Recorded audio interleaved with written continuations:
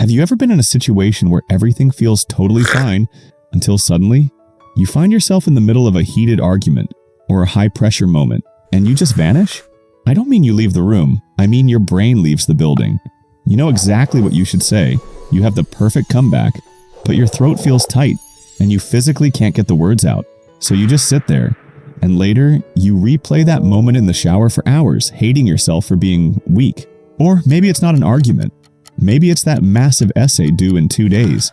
You sit down to write, you feel the pressure, and instead of typing, you open your phone and you scroll for 4 hours.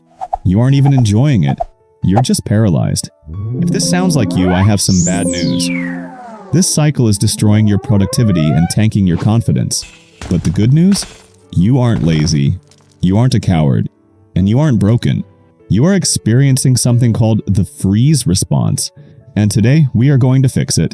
We've all heard of fight or flight, right? A bear chases you, so you either punch the bear, bad idea, or you run away.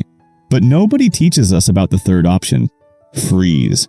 It's when your system decides it's too late to run. See, when I was in university, I thought I had a discipline problem. I'd have finals week, and I would literally lay on my floor and stare at the ceiling. My friends would say, just start, just do 5 minutes. But I physically couldn't move. It felt like there was a heavy blanket over my brain. It wasn't a choice, it was a physical weight. This is what psychologists call dorsal vagal shutdown. Think of your nervous system like a laptop. When you open too many tabs, Chrome, Spotify, Photoshop, the internal fan spins really loud, and then the screen goes black. The laptop didn't break. It initiated a safety shutdown to prevent melting.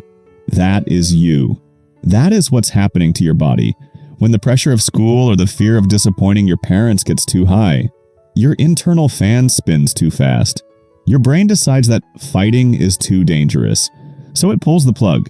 You go numb, you dissociate. You scroll TikTok for 6 hours not because you're lazy, but because you are chemically sedated by your own body. Let's get a tiny bit nerdy for a second. I promise this will make you feel better about yourself. Your nervous system has a hierarchy. At the top, you have the safe and social zone.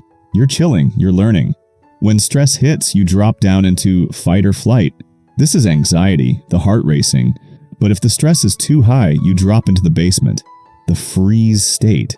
Here is the most important thing. You cannot think your way out of a survival response. Our prefrontal cortex, the smart part of your brain that writes essays, is offline. It has left the chat. You are operating entirely from your brainstem, pure survival mode. So when you shame yourself, when you call yourself pathetic for shutting down, you are actually adding more stress to the system, which keeps you in the freeze state longer. It's a trap. So, how do we get out? We have to physiologically hack our way out. We need to send a code to the body. We need to signal to that lizard brain, hey, the bear is gone. You can turn the Wi-Fi back on. Here are 3 weird but effective ways to break the freeze response. Step 1. Shock the system. Literally. Splash freezing cold water on your face when you feel that shutdown coming. Or hold an ice cube in your hand until it hurts a little. This triggers the mammalian dive reflex.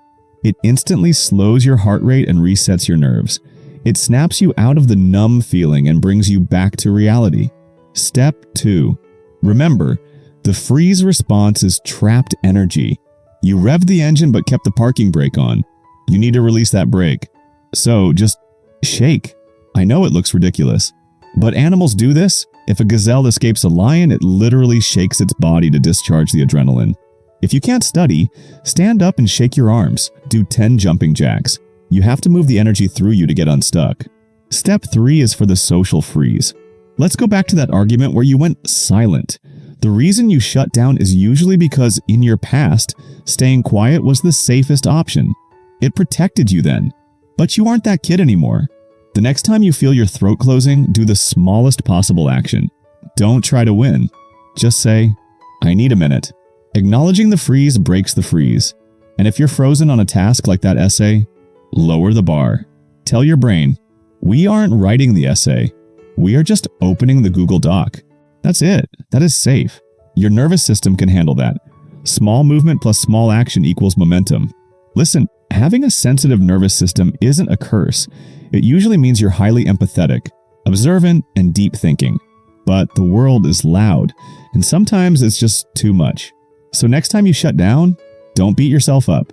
Just say, "Oh, my cooling fan just turned on," and then slowly, gently, bring yourself back online. If this video helped you understand your brain, hit that like button. It helps other frozen people find this guide. And in the comments, I want you to write, "I am safe to move." It's a small affirmation, but it starts the process. I'll see you in the next one. Go thaw out.